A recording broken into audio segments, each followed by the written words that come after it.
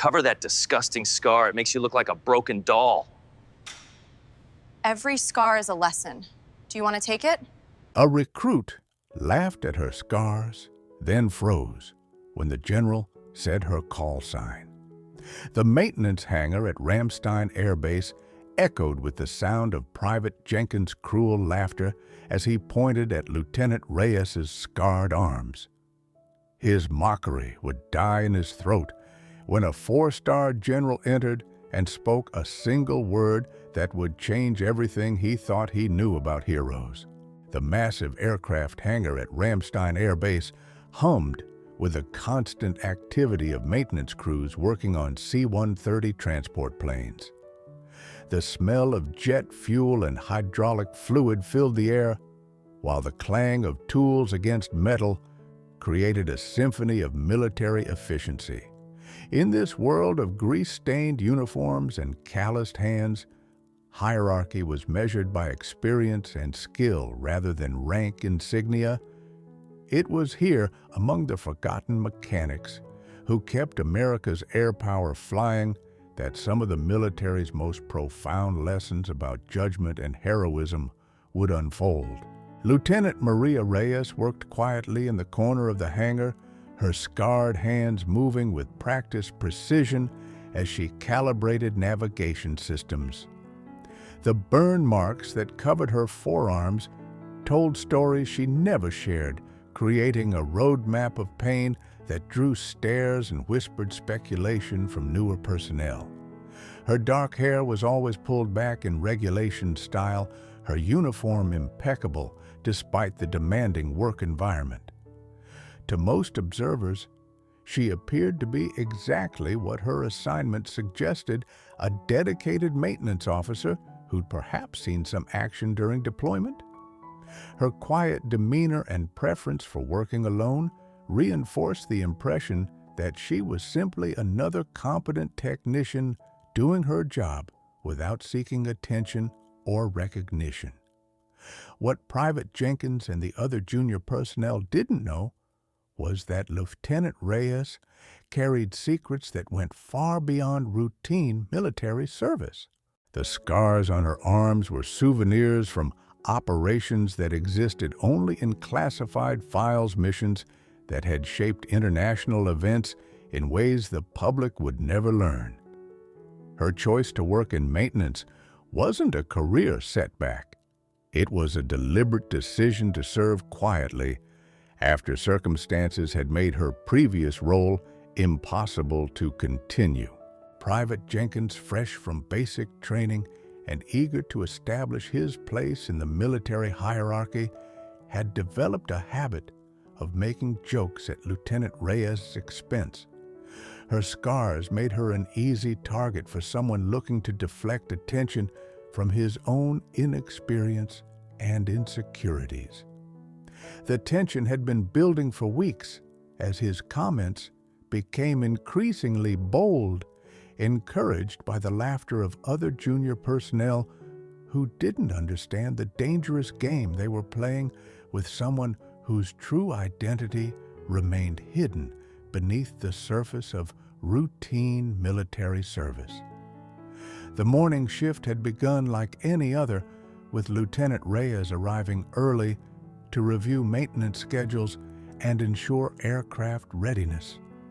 Private Jenkins, emboldened by the presence of several other recruits, saw an opportunity to continue his pattern of cruel humor at her expense. "Hey, Lieutenant Frankenstein!" Jenkins called out, his voice carrying across the hangar with deliberate volume designed to draw attention. "Did you get those scars from trying to fix a toaster, or were you actually in combat? Because I can't imagine anyone that clumsy handling real military equipment." The other recruits snickered, their laughter echoing off the hangar walls. Lieutenant Reyes continued her work without acknowledging the comment, her focus remaining on the navigation system she was calibrating. Her silence only encouraged Jenkins to escalate his mockery. "I mean, seriously, How did someone with burns like that even pass the physical requirements? Must have been a really slow day at the recruitment office. He continued, his confidence growing with each laugh from his audience. The decision point had arrived. Lieutenant Reyes could continue to ignore the harassment report it through proper channels or address it directly. Her choice would set in motion events that would teach everyone present about the dangerous assumptions people make when they judge others by appearances alone. Lieutenant Reyes finally looked up from her work, her dark eyes meeting Jenkins' gaze with a calmness that should have warned him he was treading on dangerous ground. "Private Jenkins?" she said quietly, her voice carrying an authority that seemed at odds with her maintenance assignment. "I suggest you focus on your own duties rather than commenting on things you don't understand." The measured response only emboldened Jenkins further. He'd interpreted her restraint as weakness rather than recognizing it as the self-control of someone who'd learned to manage far more dangerous situations than hangar politics. "Oh, come on, Lieutenant." Jenkins pressed, his voice dripping with false concern. "I'm just trying to understand how someone gets that many scars and still ends up fixing planes instead of flying them. Must be quite a story there." The other recruits continued to laugh, unaware that they were witnessing someone with extraordinary self-discipline, choosing not to respond to provocation that would have ended very differently in other circumstances. Lieutenant Reyes's military bearing remained perfect, but those who knew how to read such signs might have noticed the subtle shift in her posture that suggested she was calculating responses to a threat assessment that went far beyond verbal harassment. Staff Sergeant Morrison, a veteran mechanic who'd been observing the exchange from across the hangar, approached with the intention of diffusing the situation before it escalated further. His years of experience had taught him to recognize when junior personnel were making mistakes that could have serious consequences for their careers. "Private Jenkins," Morrison called out, his voice carrying the authority of someone who'd earned respect through decades of service, "I think you have enough work to keep you busy without providing commentary on other personnel."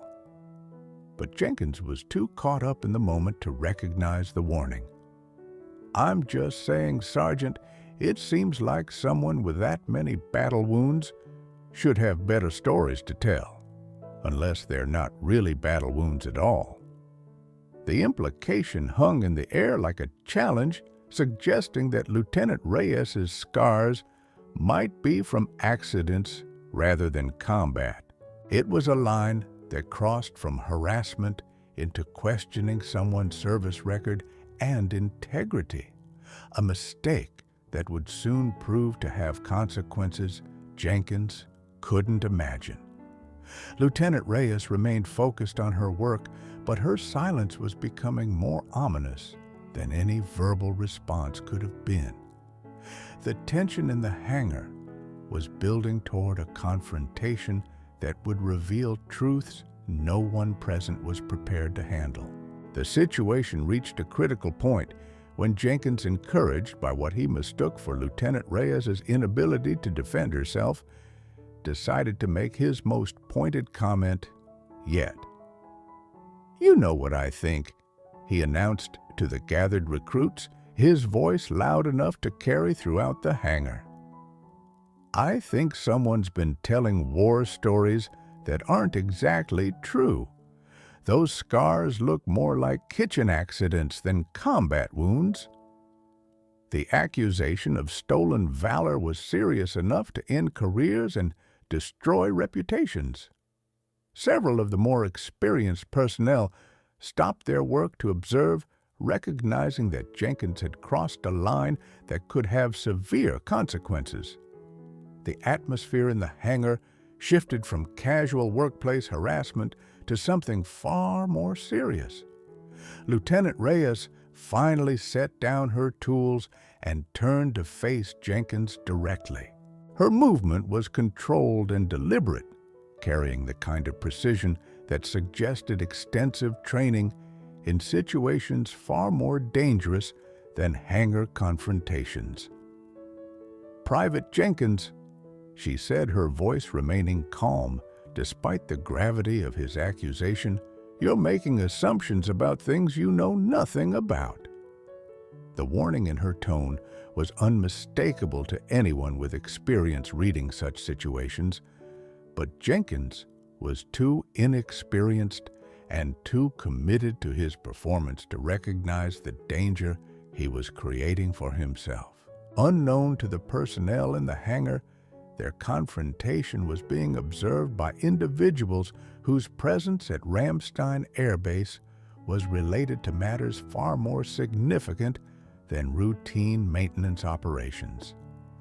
A delegation of high-ranking officers was conducting an inspection tour of the facility, their visit timed to coincide with classified briefings that required their personal attention. Among this group was General Patricia Harrison, a four-star general whose career had included oversight of some of the military's most sensitive special operations programs. Her presence at Ramstein was related to ongoing security assessments that involved personnel and operations most base personnel knew nothing about. As the delegation approached the maintenance hangar, General Harrison's attention was drawn by the sound of raised voices and the obvious tension visible through the open bay doors. Her experience with military personnel had taught her to recognize when situations were developing that might require intervention, particularly when they involved matters of discipline and respect that reflected on the entire command structure. The timing of their arrival would prove to be more significant than anyone present could have anticipated, as General Harrison's knowledge of classified operations would soon intersect with the harassment Lieutenant Reyes was enduring in ways that would shock everyone involved. Jenkins, completely unaware that his behavior was about to be witnessed by some of the highest-ranking officers in the military, made his final and most damaging comment. "I bet if we looked up Lieutenant Reyes's actual service record, we'd find out those scars came from a training accident or maybe even civilian life before she enlisted. Real combat veterans don't usually end up fixing planes." The suggestion that Lieutenant Reyes had fabricated her military service was not only insulting, but potentially criminal if pursued through official channels.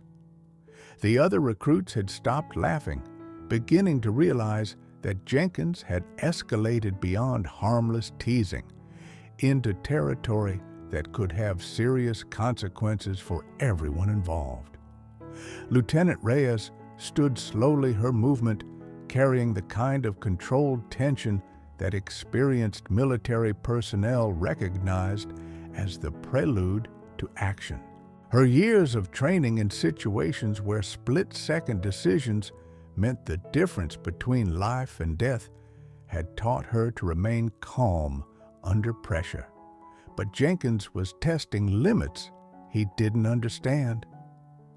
"Private Jenkins," she said, her voice carrying a new edge that should have warned him to stop immediately, "you're about to learn that making assumptions about people's service records can be a very dangerous mistake." The confrontation was reaching a point where intervention would be necessary to prevent consequences that could affect multiple careers and potentially compromise security protocols that extended far beyond the maintenance hangar. The hangar fell silent as footsteps echoed from the entrance, the measured cadence immediately recognizable to experienced military personnel as the approach of high-ranking officers. The delegation that entered commanded immediate attention there bearing their ribbons and the stars on their shoulders, spoke of authority at the highest levels of military command. General Patricia Harrison led the group, her 4 stars catching the hangar lights as she surveyed the scene before her. Behind her walked a colonel, 2 lieutenant colonels, and several other officers whose presence transformed the maintenance facility into something approaching a formal inspection. The timing couldn't have been worse for Private Jenkins, whose harassment of Lieutenant Reyes was about to be witnessed by officers who had the power to end his military career with a single word. "What's the situation here?" General Harrison asked, her voice carrying the kind of authority that made everyone present stand straighter. Staff Sergeant Morrison stepped forward to provide an explanation, but before he could speak, Jenkins made the catastrophic decision to continue his attack on Lieutenant Reyes. "General, I was just pointing out that some people might be exaggerating their combat experience," Jenkins said, apparently believing that involving a general in his accusations would somehow validate his position. "Lieutenant Reyes here has been claiming these scars are from combat, but I think they might be from something else entirely." The accusation hung in the air like a live grenade, with everyone present recognizing that Jenkins had just made a career-ending mistake in front of witnesses who could destroy his future with minimal effort. General Harrison's expression shifted from professional interest to something far more serious as she studied Lieutenant Reyes with the kind of recognition that suggested prior knowledge. The silence in the hangar became oppressive as the general approached, her attention focused entirely on the woman Jenkins had been harassing. "Lieutenant," General Harrison said, her voice carrying a tone that made everyone present realize they were witnessing something unprecedented. "Would you please show me those scars Private Jenkins has been commenting on?" Lieutenant Reyes extended her arms, revealing the burn marks and surgical scars that covered her forearms in patterns that spoke of trauma far beyond anything most military personnel would ever experience. General Harrison examined them with the attention of someone who understood their significance in ways that transcended casual observation. "These scars," General Harrison said, her voice rising to ensure everyone in the hangar could hear, "are from Operation Blackstone, one of the most classified and dangerous missions in recent military history." The revelation hit the assembled personnel like a physical blow, with Jenkins' face going pale as he began to understand the magnitude of his mistake. "Private Jenkins," General Harrison continued, her tone now carrying the full weight of her authority, "you've been harassing Colonel Maria Reyes, not Lieutenant Reyes. She's been serving under reduced rank as part of her cover assignment, but her actual rank and service record are classified at levels you don't have clearance to access." The title colonel reverberated through the hangar like a thunderclap. Jenkins felt his knees weaken as he realized he'd been mocking someone who outranked him by several levels and whose service record apparently included operations so sensitive that a 4-star general was personally familiar with the details. General Harrison wasn't finished with her revelations. "Colonel Reyes," she said, using the proper rank with emphasis that made everyone present understand the gravity of the situation, or as she was known in special operations, Phantom, is the architect of Operation Blackstone and one of the most decorated special operators in military history. The call sign Phantom carried weight that even junior personnel recognized. Stories of legendary special operators were part of military culture, and Phantom was a name whispered with the kind of respect reserved for warriors whose exploits bordered on mythical. "Those scars Private Jenkins has been mocking," General Harrison continued, "are from a mission where Colonel Reyes single-handedly prevented a terrorist attack that would have killed hundreds of civilians. She spent 3 days behind enemy lines injured and alone, completing an operation that saved American lives and prevented an international incident." Jenkins felt the world spinning around him as he realized the woman he'd been calling Lieutenant Frankenstein was actually one of the most elite warriors in American military history. His cruel jokes about her scars had been mocking wounds received in service to the country, injuries sustained while protecting the very freedoms that allowed him to serve in safety. The transformation from harassment victim to revealed hero was complete, and Jenkins was about to learn that his assumptions about heroism and service had been catastrophically wrong. The silence in the hangar was deafening as General Harrison's words sank in. Colonel Reyes, no longer lieutenant in anyone's mind, stood with the bearing that her true rank commanded the transformation from quiet maintenance officer to revealed special operator complete.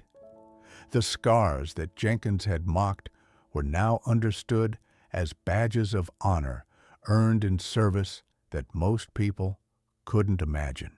"Colonel Reyes chose to serve in maintenance," General Harrison explained, her voice carrying respect that made everyone present understand they were in the presence of someone extraordinary, because her cover was compromised during Operation Blackstone.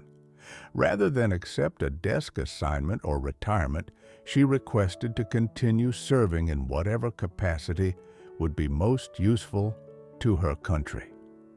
The revelation that someone of Colonel Reyes' caliber had voluntarily accepted a reduced rank assignment to continue serving spoke to a level of dedication that humbled everyone present.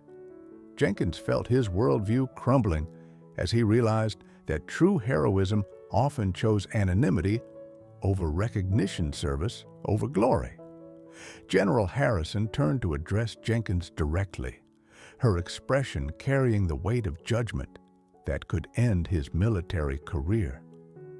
"Private Jenkins, you've spent weeks harassing one of America's most decorated warriors. I'm curious to hear your explanation for this behavior."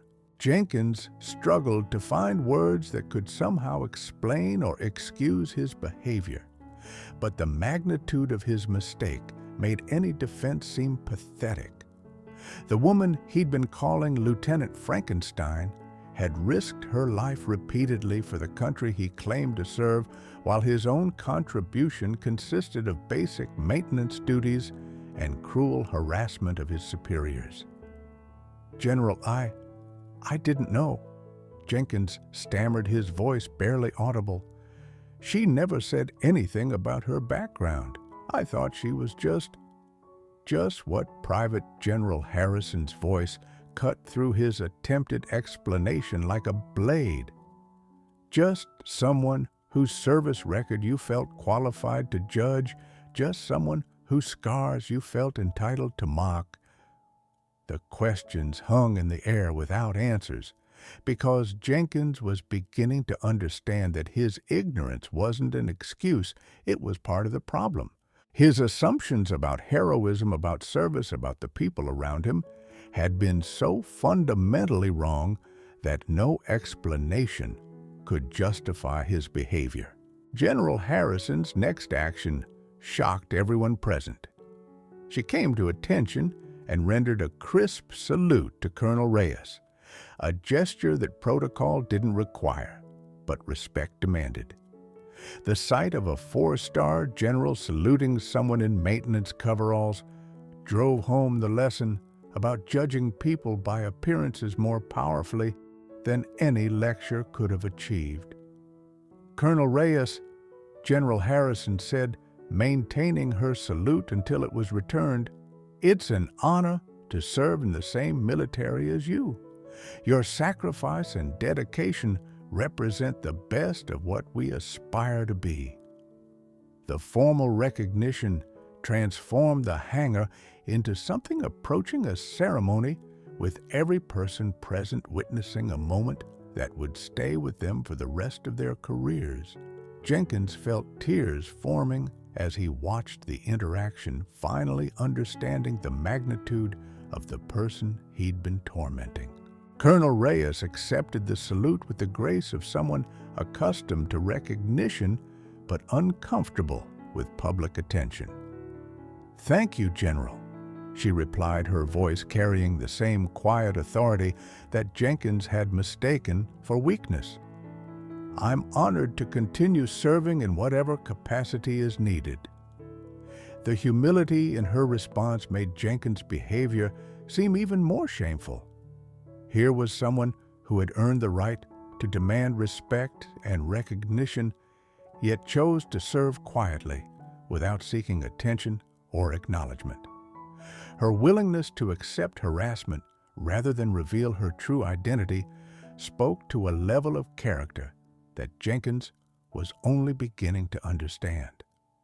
"Private Jenkins," Colonel Reyes said, turning to address him directly for the first time since the revelation, "you've taught me something important about the assumptions people make. I should have handled this situation differently, but I wanted to see how far you'd take your harassment before someone intervened." The revelation that Colonel Reyes had been allowing the harassment to continue as a teaching moment added another layer to Jenkins' humiliation. She hadn't been unable to defend herself, she'd been choosing not to, using his behavior as an opportunity to demonstrate lessons about judgment and respect that would benefit everyone present. "The scars you've been mocking," Colonel Reyes continued, rolling up her sleeves to display the full extent of her injuries, "are from a mission where I spent 72 hours behind enemy lines injured and alone to prevent a chemical weapons attack on a civilian population. Every mark tells a story of American lives saved and enemies defeated." She pointed to specific scars as she spoke, each one representing moments of sacrifice that Jenkins couldn't comprehend. "This one is from shrapnel, when I destroyed an enemy weapons cache. This burn is from a chemical exposure that nearly killed me, but allowed me to gather intelligence that prevented hundreds of deaths. These surgical scars are from operations to repair damage sustained while completing missions that kept Americans safe." The detailed explanation of her injuries transformed them from objects of mockery into symbols of heroism that commanded respect and reverence. Jenkins felt physically sick as he realized he'd been making jokes about wounds received in service to his country. General Harrison addressed the assembled personnel with words that would reshape their understanding of service and heroism. "What you've witnessed here today is a lesson about the dangers of making assumptions about the people around you. Colonel Reyes represents thousands of service members who carry invisible burdens and hidden histories of sacrifice." She turned to Jenkins with an expression that mixed disappointment with hope for redemption. "Private Jenkins, you have a choice to make. You can learn from this experience and become the kind of soldier who recognizes and respects the service of others, or you can continue making the same mistakes that brought you to this moment." The opportunity for redemption was clear, but it would require Jenkins to fundamentally change his approach to military service and his treatment of fellow personnel.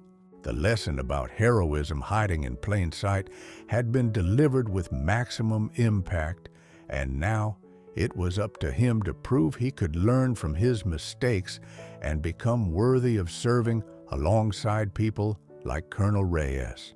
The immediate aftermath of the revelation transformed the atmosphere in the maintenance hangar permanently. Jenkins publicly apologized to Colonel Reyes, his words carrying genuine remorse and newfound understanding of the person he'd been harassing. The other recruits who had laughed at his jokes also offered their apologies, recognizing their complicity in behavior that had targeted one of America's most decorated warriors. Colonel Reyes accepted their apologies with grace, using the moment as a teaching opportunity about the importance of treating all personnel with respect, regardless of their apparent rank or assignment. Her response demonstrated the leadership qualities that had made her successful in special operations and continued to serve her in her current role. General Harrison arranged for Jenkins to receive additional training in military history and the stories of decorated veterans, ensuring that his education would include understanding of the sacrifices made by people like Colonel Reyes. The punishment was constructive rather than purely punitive, designed to create a better soldier rather than simply penalize poor behavior. 6 months later, Jenkins had become one of the most respectful and dedicated personnel in the maintenance unit, his transformation serving as an example to other junior personnel about the importance of treating colleagues with dignity. His experience with Colonel Reyes had taught him to look beyond appearances and assumptions, making him a better soldier and a better person. Colonel Reyes continued her service in maintenance, but now with the respect and recognition her true rank commanded. Her story became part of the base's culture, a reminder that heroism often chooses to serve quietly rather than seeking attention or glory. New personnel were briefed on her background as part of their orientation, ensuring that future incidents like Jenkins' harassment would be prevented. The maintenance hangar became known as a place where some of the military's most important lessons about respect and service were learned, with Colonel Reyes serving as both instructor and example of what dedication to country really meant. At a recent base ceremony honoring veterans, Jenkins had the opportunity to introduce Colonel Reyes as a speaker, his words carrying genuine respect and admiration for someone who had taught him the most important lesson of his military career.